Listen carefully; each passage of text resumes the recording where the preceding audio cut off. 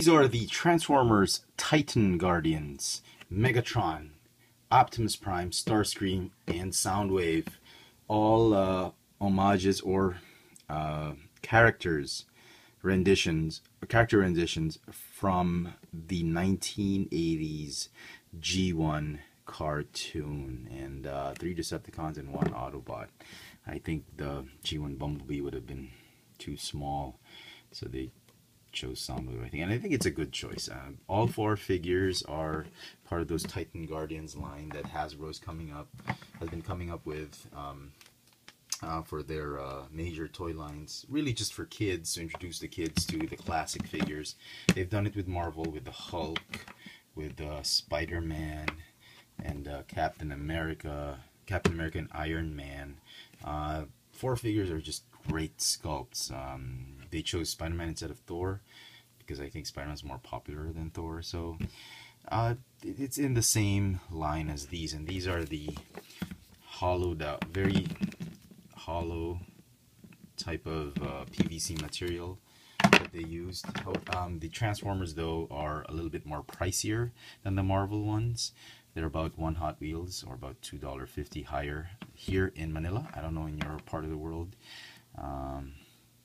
Here in Manila, they're about $9. These were about $6.50, something like that. Kind of pricey, but everything's pricier outside the US. So there you go. And again, as I said, they're made of the soft PVC material. Even the arms are hollow. I think it's only the heads that are solid. And I don't know why they're pricier than the Marvel figures. They're basically the same. Well, at least with the Hulk, maybe Iron Man. They just seem to have more plastic, but they're really hollow inside. So in terms of weight, they weigh about the same. So yeah, if you're a big G1 fan, 1984, 85, you watch the cartoons, you're gonna love these figures. Absolutely phenomenal renditions of how they look. And I'll show you each one briefly. Look at Megatron. This is, I think, the best figure in the lot. It just evokes so much of the G1 figure. Look at this. You already imagine Frank Welker. Decepticons! And then look at Optimus Prime.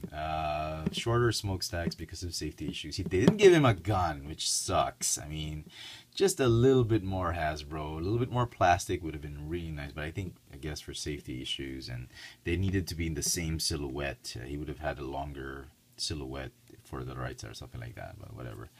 And all of the figures share the same articulation. 4 points of articulation: swivel waist, swivel neck, swivel shoulders, and that's about it. You can't pose the legs or anything like that.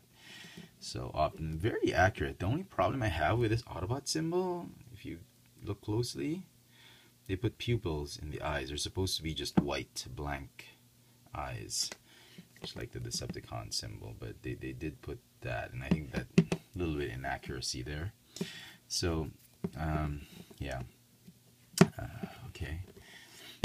Next figure, Soundwave. These two are a tie for the second best figures, I think. Soundwave, just one of my favorite Decepticons of all time. Just absolutely love this figure.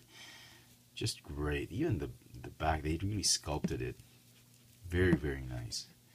And finally, Starscream. I think he's the worst of the lot. Not for anything else, but because the wings are small, the null rays are cut off.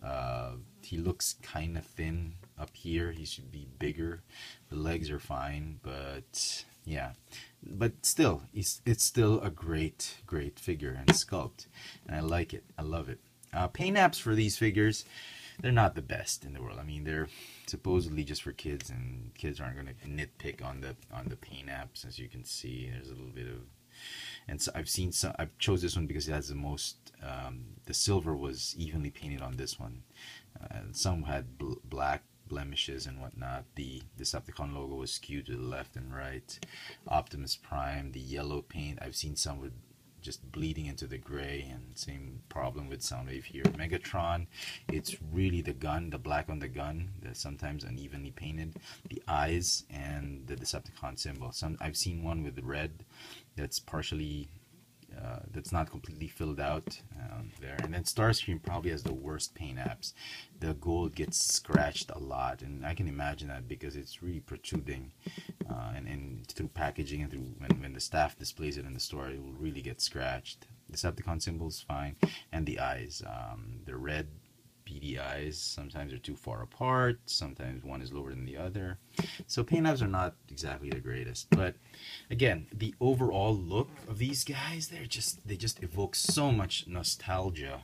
If you're a big fan of the G1 cartoon, and I highly recommend it, not just for kids. I mean, it's a great way to introduce your kids to the Optimus Prime, the Megatron, the Transformers you grew up with. And like I said in most of my movie reviews, it's okay to change their look. It's fine. I'm totally fine with that. The way change this guy to a spaceship or a tank instead of a gun, I'm totally cool with that. But there are some things, the essences of the characters, that do not change.